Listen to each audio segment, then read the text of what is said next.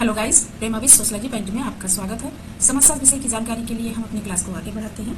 आज का टॉपिक है औद्योगिक तथा उत्तर औद्योगिक समाज, industrial and post industrial society.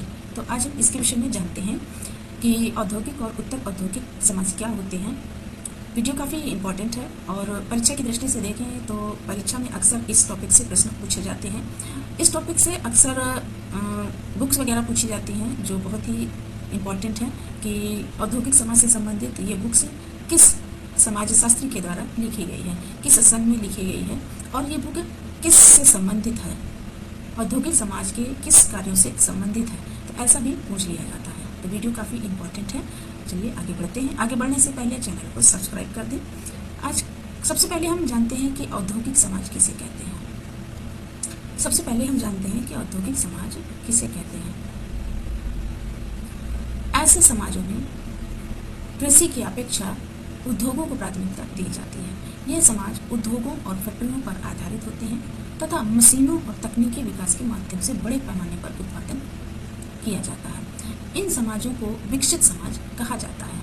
श्रम विभाजन की जटिलता के कारण इन्हें प्रायः जटिल समाज भी कहा जाता है। तो जो ये औद्योगिक समाज होते हैं ये उद्योगों और फैक्ट्रियों पर आधारित होते हैं, यानी कि शहरों में यानी नगरों में जो बड़े बड़े उद्योग लगाए जाते हैं, कारखाने लगाए जाते हैं, फैक्ट्रियां लगाई जाती हैं जहां पे बहुत अधिक मात्रा में माल का उत्पादन किया जाता है और विदेशों में सप्लाई की जाती है, विदेशों में आयात निर्यात किया जाता है उस माल का। तो ये जो कारखाने होते हैं बहुत ही बड़े कारखाने होते हैं और यहाँ बहुत ही अधिक संख्या में श्रमिक कार्य करते हैं।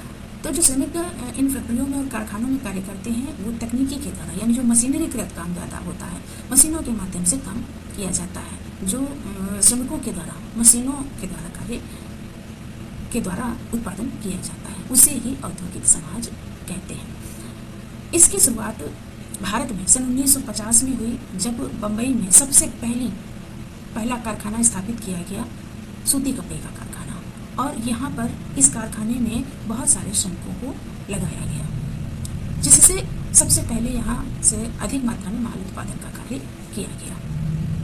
चलिए अब हम आगे बढ़ते हैं। प्रिट्सन के अनुसार प्रिट्सन ने औद्योगिक समाज की परिभाषा दी है।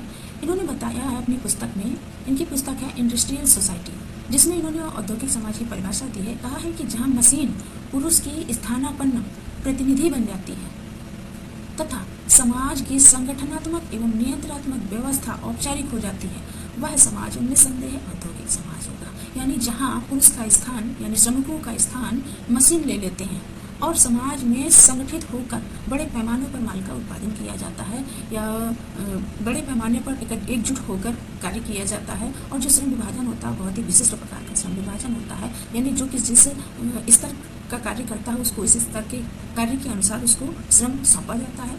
तो इस तरीके से बड़े पैमाने पर उत्पादन मशीनरी के द्वारा किया जाता है। तो उसे ही औद्योगिक समाज बताया है प्रिट्सन ने। आगे बढ़ते हैं। औद्योगिक समाज शब्द की रचना सेंट साइमन के द्वारा ऐसे समाजों के लिए की गई जिसमें उत्पादन के विभिन्न रूपों में मशीन और उद्योग का प्रयोग होता है। तो जो औद्योगिक समाज होते हैं उसमें औद्योगिक समाज शब्द की जो रचना है उसका सर्वप्रथम प्रयोग सेंट साइमन के द्वारा किया गया है। और सेंट साइमन ने यह औद्योगिक समाज शब्द इसलिए दिया क्योंकि मशीनरी का प्रयोग अधिक हुआ और श्रमिकों के बल का उपयोग कम हुआ। तो मशीनरीकृत उत्पादन होने के कारण यानी जो उद्योग हुए वो मशीनरीकृत हुए, इसीलिए सेंट साइमन ने इसे औद्योगिक समाज कहा। और पूर्व औद्योगिक समाज की अवधारणा भी सेंट साइमन के द्वारा दी गई है।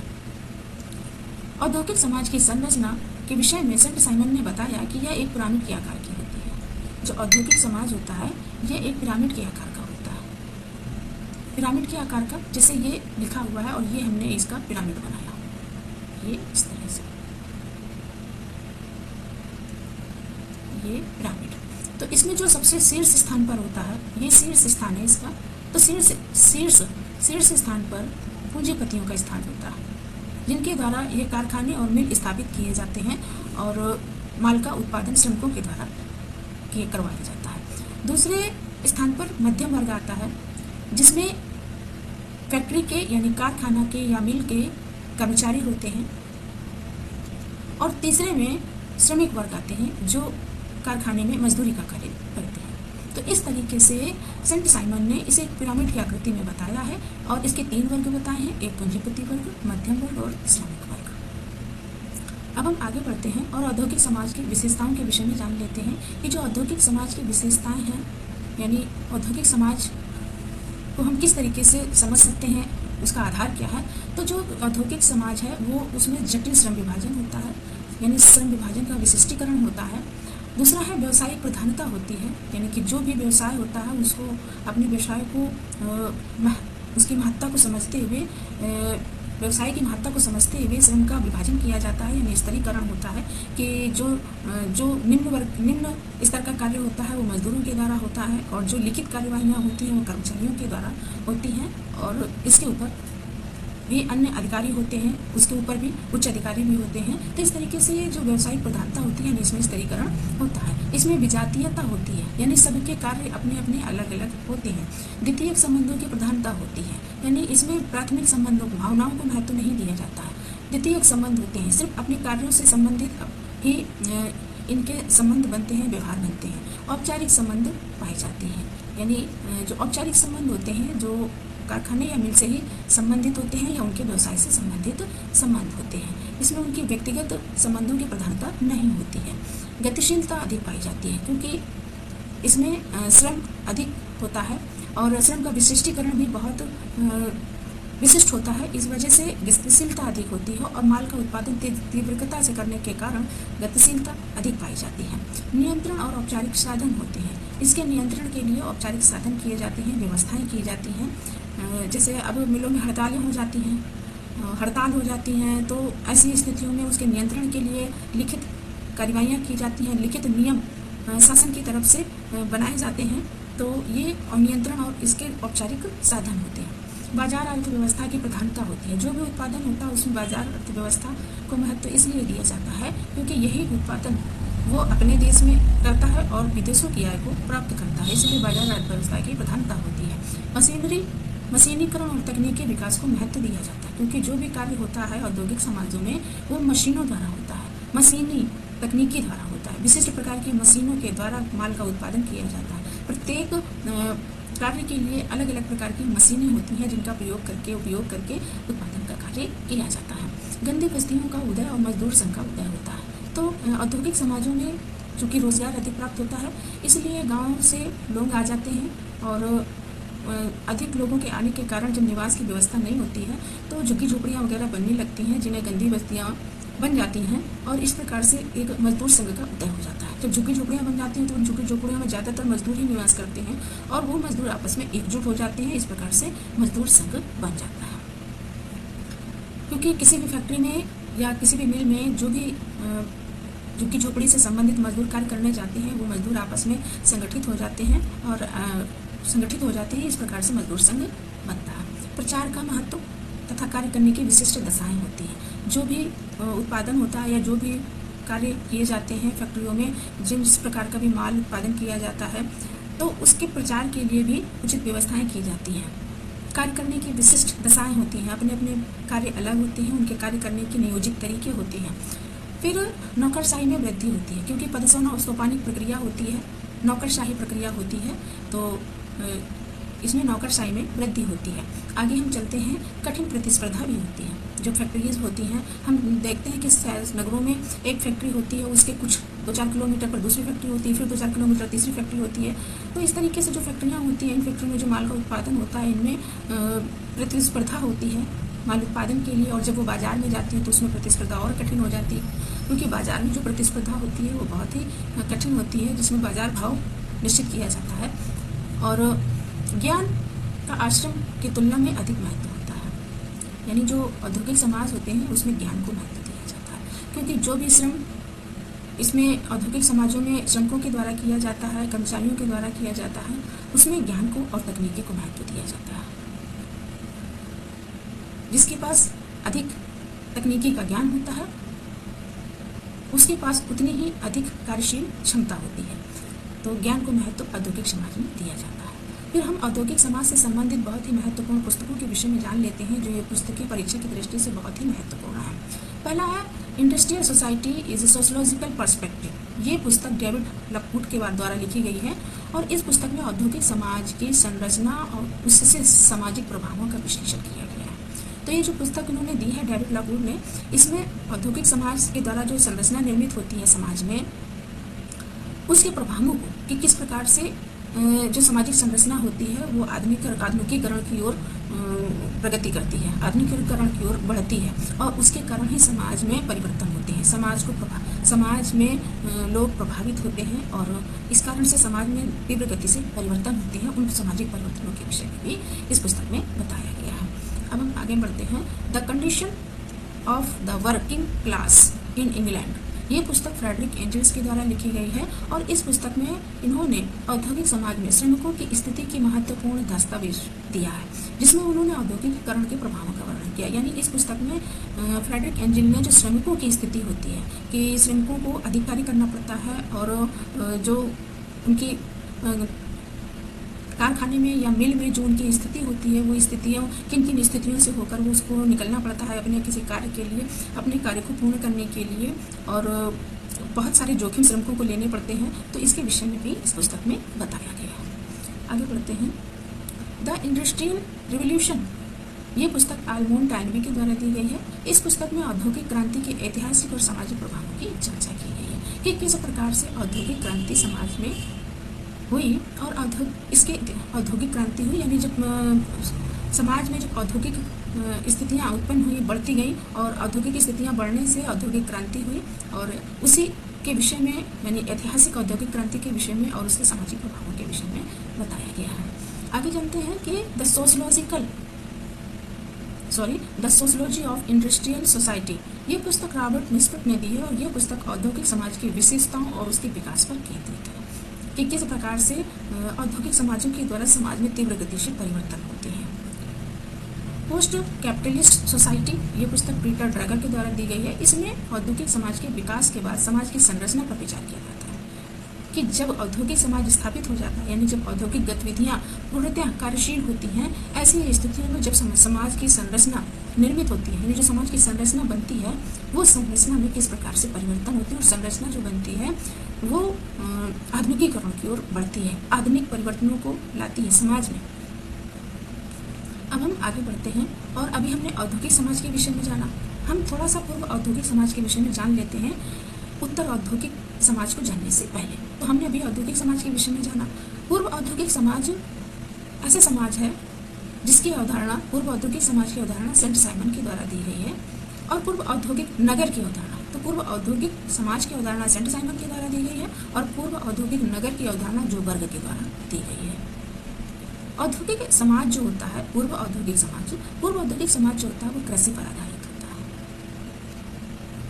इस प्रकार समाज में अधिक परंपरागत और कृषक समाजों को सम्मिलित किया जाता है, उसे पूर्व औद्योगिक समाज कहते हैं। तो जो कृषि आधारित अर्थव्यवस्था होती है उसे पूर्व औद्योगिक समाज कहते हैं और इसी में जब विकसित रूप हुआ, बहुत तीव्र गति से परिवर्तन हुआ, औद्योगिकरण बढ़ा, औद्योगिक समाज तब आया, उसके बाद उत्तर औद्योगिक समाज आया। तो सामुदायिक भावना पूर्व औद्योगिक समाज में होती है और समरूपता की स्थिति होती है।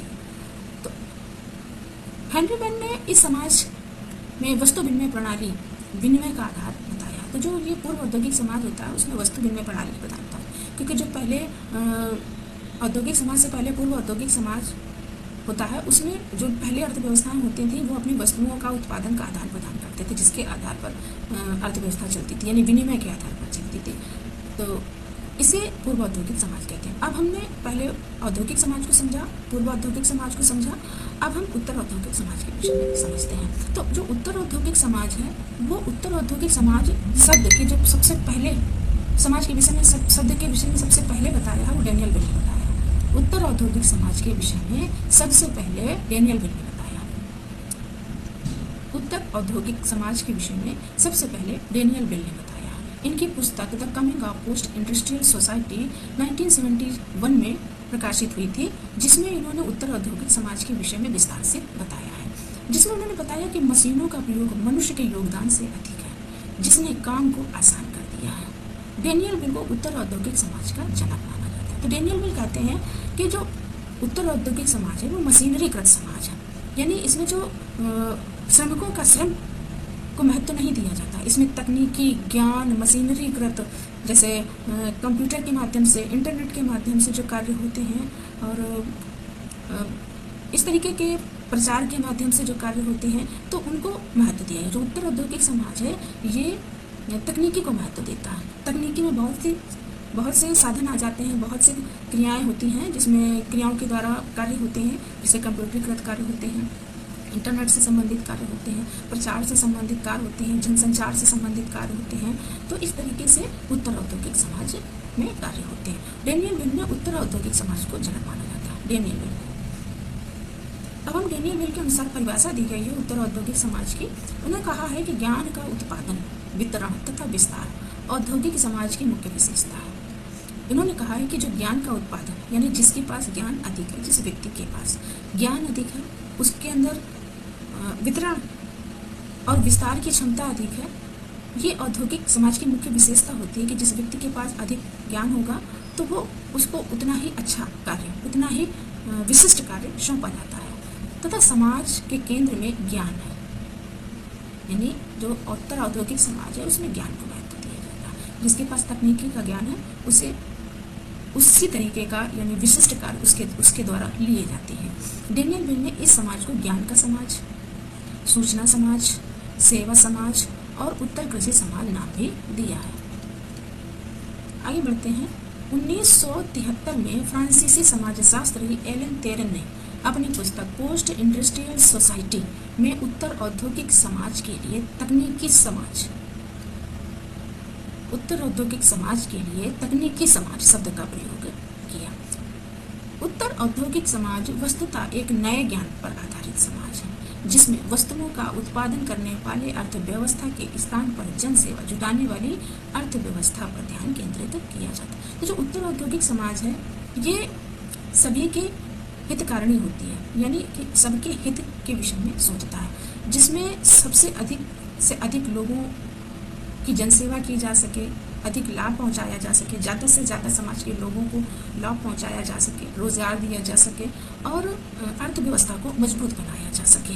तो इस तरीके से जो उत्तर औद्योगिक समाज है वो ज्ञान पर आधारित समाज है। जिसके पास अधिक ज्ञान यानी तकनीकी है, ज्ञान है, उसे उत्तर औद्योगिक समाज में महत्वपूर्ण व्यक्ति माना जाता है और उसकी महत्ता को उत्तर औद्योगिक समाज में समझा जाता है। आगे बढ़ते हैं।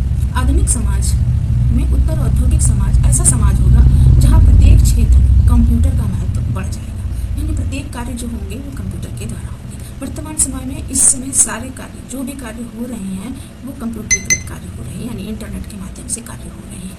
मानव मस्तिष्क का स्थान रोबोट ले लेंगे, यानी मानव मस्तिष्क के स्थान पर रोबोट कार्य करने लगेंगे। इस प्रकार समाज का जो अवकाश समय है वो बढ़ जाएगा, यानी श्रमिकों के श्रम की बचत होगी और श्रमिक वर्गों का स्थान कोई सफेद पोष कार्मिक लेता चला जाएगा।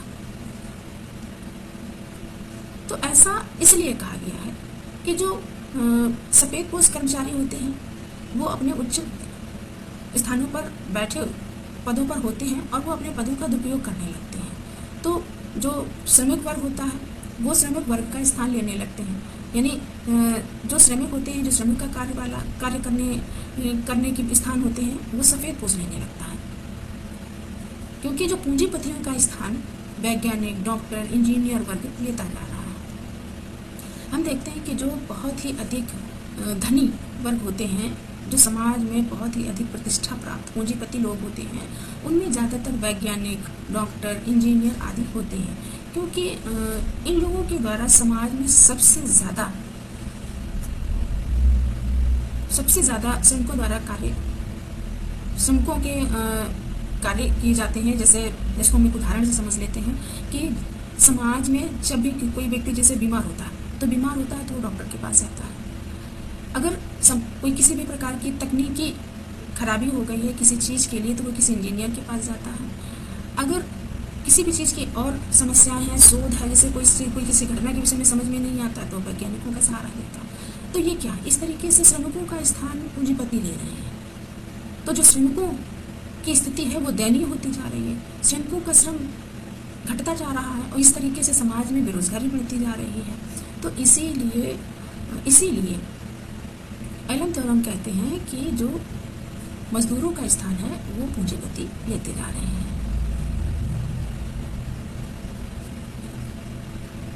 आधुनिक तथा उत्तर औद्योगिक समाज में अंतर को स्पष्ट कर लेते हैं। इसके विषय में हम जान लेते हैं, जिससे हमें आधुनिक यानी औद्योगिक तथा उत्तर औद्योगिक समाज में अंतर को जान लेते हैं। यहाँ पे है औद्योगिक और उत्तर औद्योगिक समाज में अंतर को समझ लेते हैं।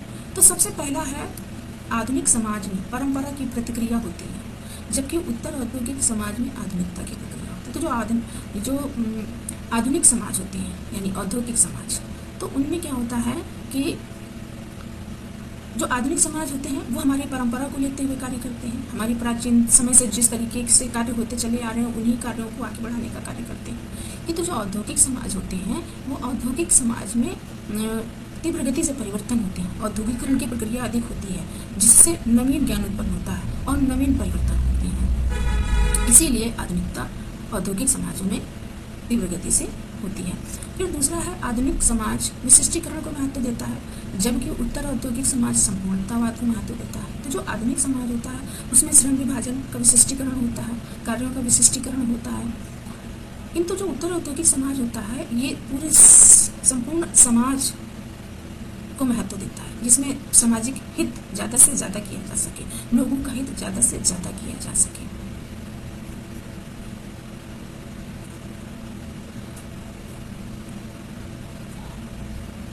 आधुनिक समाज व्यक्तिवाद को महत्व देता है, जबकि उत्तर औद्योगिक समाज सामूहिकता को महत्व देता है।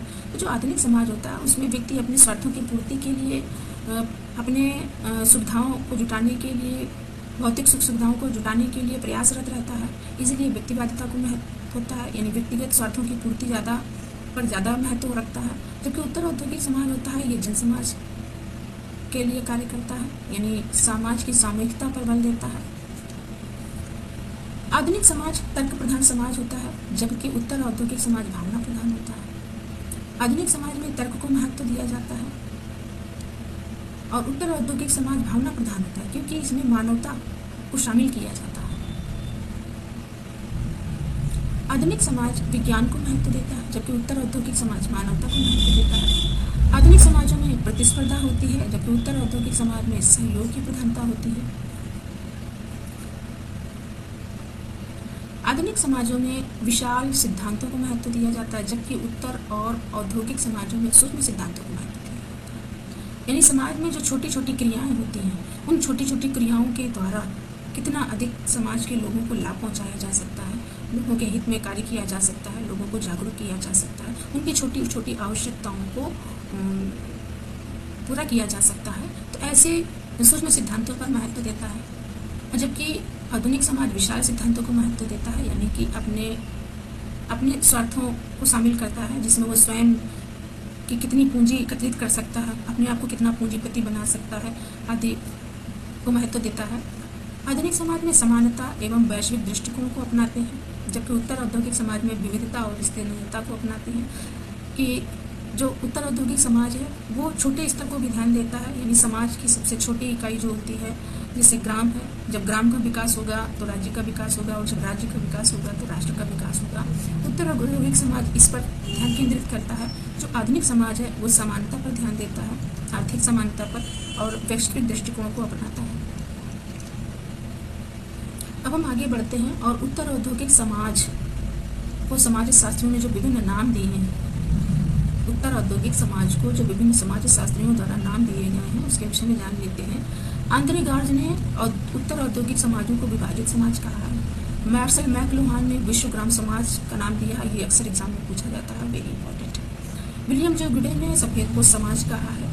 किम्बल यांग ने औपचारिक समाज कहा है। कार्ल हाइजर ने उत्तर औद्योगिक समाज को जन समाज कहा है। टॉफलर ने थर्ड वेव कहा है, ये भी कई बार एग्जाम में पूछा गया है। और बेबलिन ने विकसित औद्योगिक समाज कहा है। एट जैनी ने सक्रिय समाज कहा है, ये भी कई बार पूछा गया है। गोल्डिंग ने उत्तर सभ्य समाज कहा है, और कार्ल पॉपर ने प्रतिस्पर्धा समाज, उत्तर औद्योगिक समाज के नाम दिए हैं। अब हम उत्तर औद्योगिक समाज से संबंधित महत्वपूर्ण पुस्तकों के विषय में भी जान लेते हैं। पहली पुस्तक है the coming of post industrial society, ये बहुत ही फेमस पुस्तक है डेनियल विल की। जिसमें उत्तर औद्योगिक समाज से संबंधित प्रत्येक प्रकार की जानकारियाँ इसमें दी गई हैं, श्रमिकों से संबंधित और तकनीकी ज्ञान से संबंधित और संचार से संबंधित। Economy, society and the culture, ये पुस्तक मैनुअल कैसेस की है और ये एग्ज़ाम में बहुत पूछी गई है। नेट के एग्ज़ाम में तो कई बार पूछी गई है ये पुस्तक। Post capitalist society Peter driver के द्वारा दी गई है और थर्ड वेव एल्विन टॉफलर के द्वारा। ये पुस्तक भी कई बार पूछी गई है एग्ज़ाम में, बहुत ही इंपॉर्टेंट पुस्तक है। The industrial revolution in world history Peter NS steel के द्वारा दी गई है। तो आज की इस वीडियो में औद्योगिक समाज, पूर्व औद्योगिक समाज और उत्तर औद्योगिक समाज के विषय में जाना। वीडियो यदि अच्छी लगी हो तो चैनल को सब्सक्राइब कर दें। Thanks for watching.